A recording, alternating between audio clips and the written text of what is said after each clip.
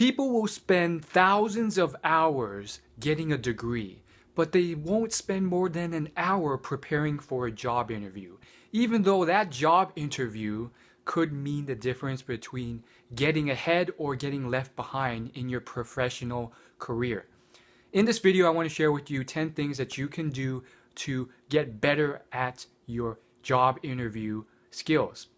Of course, interviewing is an important skill for a hiring manager, not just an applicant. But in this video, we're going to be focusing on the applicant and what the applicant can do better when he's being interviewed for a job. Let's start with number one, be more enthusiastic. So there's a lot of psychology behind this, but there's also just common sense and human nature. People respond to enthusiasm. When you're shouting and you're screaming and you're really enthusiastic, that will come across as, wow, this guy's really interested in what he should do.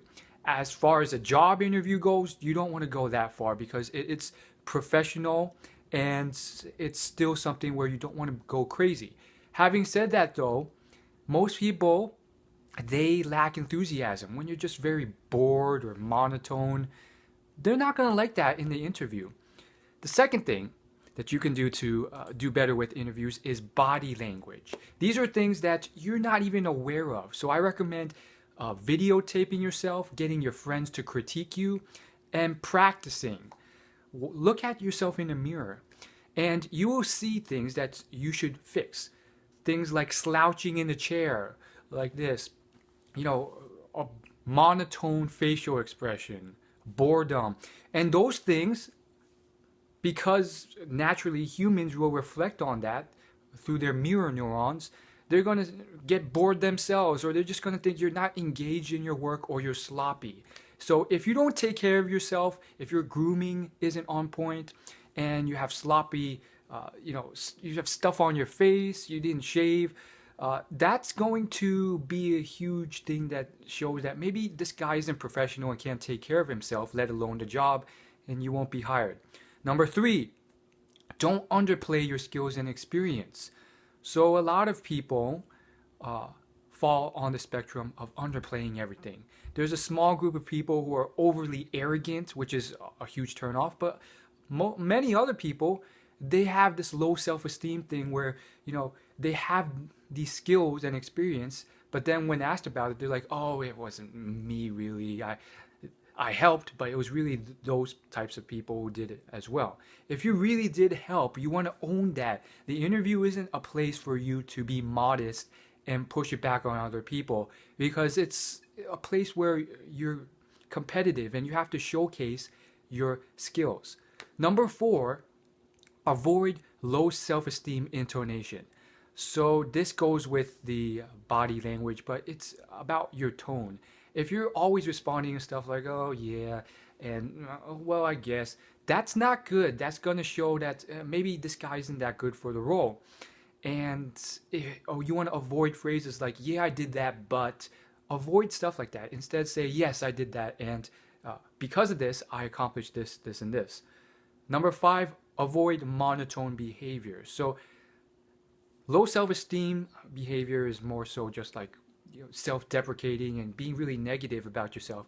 Monotone is kind of just being neutral but very boring.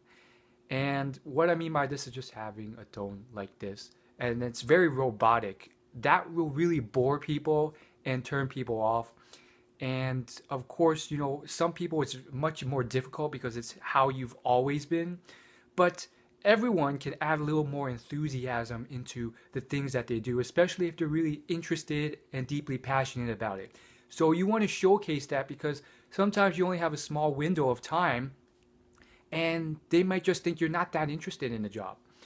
Number six, you want to study the best. So observe interviews, speeches of people who are really good at the things that I've just mentioned. For instance, if you want to work on people who have a lot of energy or personality in their voice and tone, maybe watch some talk show interviewers like Ellen DeGeneres or TV show anchors. If you want to look at people who can very succinctly and concisely deliver their message without rambling or talking about needless stuff, Maybe watch speeches by Barack Obama or just commencement speeches in general. 7. Be concise and don't ramble. We all know that person who spends 30 plus minutes answering a question that could have been summarized in 2 minutes. When you start rambling and talking, over time they get more and more annoyed, or it just seems like this guy can't really succinctly deliver his point and message. That's a huge turnoff, especially when it's a fast-paced work environment or they need you to just deliver your message without rambling for 30 plus minutes. So practice on delivering a message that might take you 15 plus minutes concisely in 2 minutes. There's a lot of needless words that can be cut. 8. Use stories that show off specific skills. So this is pretty simple, but honestly, it takes practice. You want to have a few stories that you can pull out at any time and show that, hey, these are specific things that you can do better. These are things that maybe you could work on a bit, and and this is how you fix those things or improved upon them, and you ended up doing great work, and you take responsibility for what you did, and you're very specific, sometimes to the quantifiable level with numbers on what you were responsible for and the results, the positive results you got from that. 9 is do something above and beyond when you go to the interview. So this doesn't have to be something over the top. In fact, it probably shouldn't, but it's just something small that shows that you went above and beyond to do the duty when you weren't even asked. This can be as simple as preparing a plan for what you would do for the company, why, and how it will drastically help that company. Or it could be simple as doing a small project ahead of time to showcase your skills. Or it could be something as simple as bringing visual samples of your work without them even asking you to. And of course, showing the great metrics and great results you got through those visual samples. And number 10, you don't want to lie. You want to be who you actually are, the best version of yourself. So this goes into the strategy of actually being that person rather than lying or pretending or faking answers to questions ahead of time by preparation. Because especially with higher level positions, hiring managers will sniff it out if you're lying or faking things or preparing them and you're not actually that person who has those skills because they've had years of experience. So what you really want to do is really become that person who deserves to be there and actually have those skills and be able to be yourself. That way, no question on earth can stump you and you're not lying or being deceitful.